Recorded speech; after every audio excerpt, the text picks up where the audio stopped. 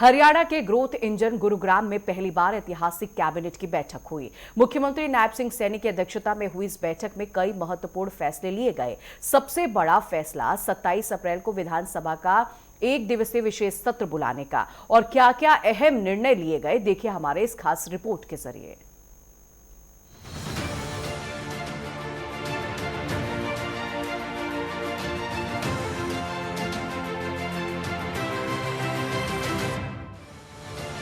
गुरुग्राम में पहली बार कैबिनेट बैठक, मुख्यमंत्री की अध्यक्षता में अहम फैसले।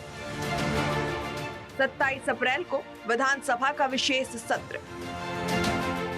क्लेरिकल सर्विस बिल 2026 को मंजूरी। ग्रुप डी कर्मचारियों के प्रमोशन के नियम तय। हरियाणा के ग्रोथ इंजन गुरुग्राम में पहली बार कैबिनेट बैठक आयोजित हुई, जिसकी अध्यक्षता खुद मुख्यमंत्री नायब सिंह सैनी ने की। इस दौरान विधानसभा का एक दिवसीय विशेष सत्र बुलाने का निर्णय भी लिया गया। विधानसभा का एक दिवसीय विशेष सत्र 27 अप्रैल को बुलाया जाएगा, जिसमें Haryana clerical services recruitment and conditions of service bill 2026 प्रस्तुत किया जाएगा। दरअसल इस बिल में ग्रुप डी कर्मचारियों के लिए प्रमोशन के अवसर बढ़ाते हुए क्लर्क पद पर कोटा 20% से बढ़ाकर 30% करने का प्रावधान किया गया है।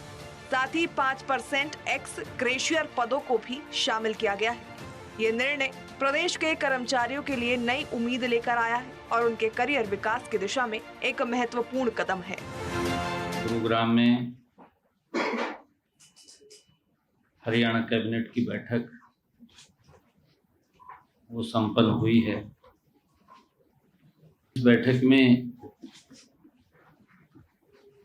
एक महत्वपूर्ण निर्णय लिया गया है कि हरियाणा विधानसभा का विशेष सत्र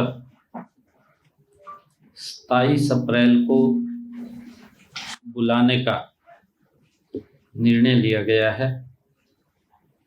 इस सत्र में हरियाणा क्लेरिकल सर्विस बिल 2026 लाया जाएगा।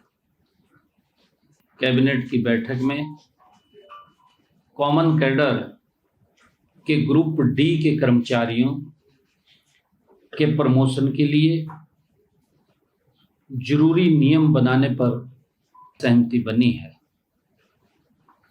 कॉमन कैडर ग्रुप डी कर्मचारियों ने 5 साल से ज्यादा की सर्विस पूरी कर ली और क्लर्क के पद पर प्रमोशन के लिए एलिजिबल हो गए हैं। हरियाणा क्लेरिकल सर्विस बिल 2026 के मसौदे को मंजूरी दी गई है। ड्राफ्ट बिल में क्लर्क के पद के लिए ग्रुप डी के प्रमोशन के कोटे को भी 20% से बढ़ा करके 30% करने का प्रावधान वो कैबिनेट ने किया है।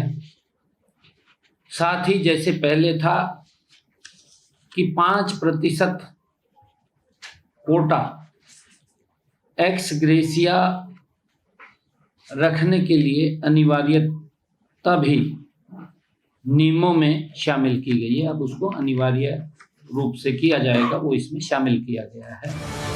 इसके साथ ही मुख्यमंत्री नायब सिंह सैनी ने कहा कि 16 और 17 अप्रैल को संसद में जो कुछ हुआ, उसने विपक्षी दलों का असली चेहरा देश के सामने उजागर किया। विपक्षी दलों का असली चरित्र महिला विरोधी और सत्ता का लोभी है। ये दिन देश के इतिहास में काले दिन के रूप में दर्ज हुआ। विपक्षी दलों ने महिलाओं को केवल वोट बैंक समझा, लेकिन निर्णय प्रक्रिया में भागीदारी से वंचित रखा। प्रधानमंत्री ने स्पष्ट कहा कि महिलाओं की भागीदारी कोई दया नहीं, उनका अधिकार है।